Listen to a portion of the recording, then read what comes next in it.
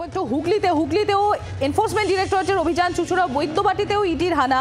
Baidyabati nursery রোডে কুণাল রায়ের বাড়িতে ইডি, এর আগে চুঁচুড়ায় সুদীপ্ত রায় নামে এক ব্যক্তির বাড়িতেও যায় ইডি। আমরা এটি আরো বিস্তারিত জানবো, আমাদের প্রতিনিধি বিধান সরকার রয়েছেন আমাদের সঙ্গে। বিধান, কি আপডেট পাচ্ছ?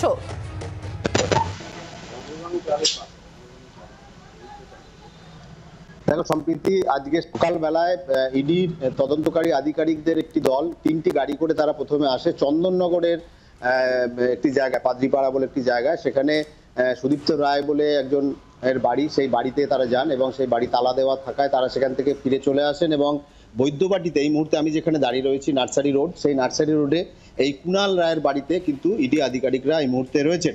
এবং সেখানে তুমি দেখতে পাচ্ছ যে কেন্দ্রীয় বাহিনীর যারা জওয়ান তারা এখানে রয়েছেন, বাড়ি গোটা বাড়ি ঘিরে রেখেছেন। এবং এই তিনতলায় বাড়িতেই কিন্তু তদন্তকারী আধিকারিক যারা ইডি তারা ভেতরে রয়েছেন। তারা বিধান, তোমার কাছ থেকে একবার জানতে চাইবো, কি কারণে এই কুণাল রায় এবং সুদীপ্ত রায়ের বাড়িতে ইডি আধিকারিকরা?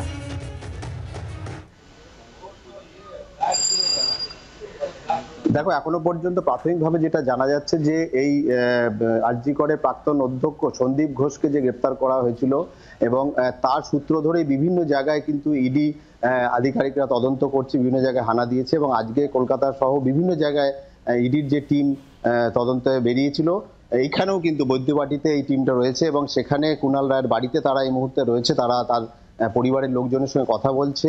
এবং এই যে ঘটনা, এই সন্দীপ ঘোষকে গ্রেপ্তারের পর আরো কোনো সূত্রের খোঁজেই কিন্তু তারা বেরিয়েছে, এমনটাই প্রাথমিকভাবে জানা যাচ্ছে। যদিও এই কুণাল রায়ের যারা প্রতিবেশী রয়েছে তারা এখনো পর্যন্ত এই বিষয়ে কিন্তু তারা পরিষ্কার করে কিছু বলতে চাইছে না বা বলতে পারছে না। কারণ কুণাল রায় এই এলাকায়, যে তোমাকে দেখানোর চেষ্টা করবো, যে বাড়ি রয়েছে তার, সেই বাড়ির পাশে একটি ক্লাব রয়েছে, সেই ক্লাবের সঙ্গে তিনি যুক্ত রয়েছেন এবং এলাকার যারা বাসিন্দা রয়েছেন একটু কথা বলার চেষ্টা করবো। দাদা, এখানে ইডি এসছে জানেন? হ্যাঁ, ইডি এসছে সকালবেলা শুনলাম আমরা, ঠিক আছে, কিন্তু এরা পাড়ায় থাকে তো আমি একটু আউটে থাকি। উনি কি করেন?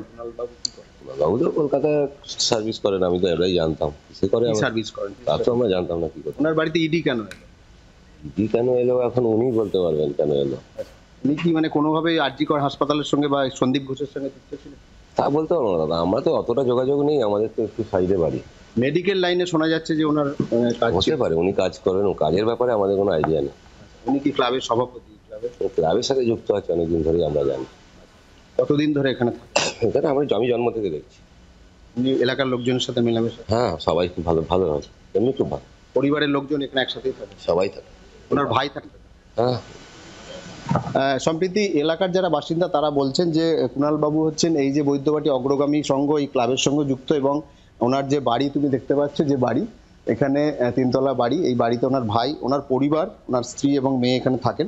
এবং আজকে সকালবেলা হঠাৎ করে কেন ইডি একটি টিম তার বাড়িতে এলো, সেটা এখনো পর্যন্ত এলাকার যারা প্রতিবেশী তারাও কিন্তু স্পষ্ট করে বুঝতে পারছেন না। তবে এই সন্দীপ ঘোষকে যে গ্রেপ্তার করা হয়েছিল আরজি কর কাণ্ডে এবং আরজি করের যে আর্থিক দুর্নীতি যে মামলা, সেই মামলায় প্রাক্তন অধ্যক্ষ সন্দীপ ঘোষকে গ্রেপ্তার করা হয়েছিল। তারপরে এই যে দুর্নীতির জাল কতদূর ছড়িয়ে রয়েছে, এর আগে হাওড়া থেকে সন্দীপ ঘনিষ্ঠদের গ্রেপ্তার করা হয়েছে, স্বাভাবিকভাবেই সেটা হুগলিতেও আছে কিনা সেই বিষয়টাই কিন্তু এখন খতিয়ে দেখতে চাইছে ইডি আধিকারিকরা।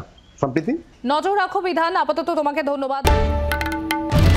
বাংলার আওয়াজ, বাঙালির আবেগ, জি 24 ঘন্টা।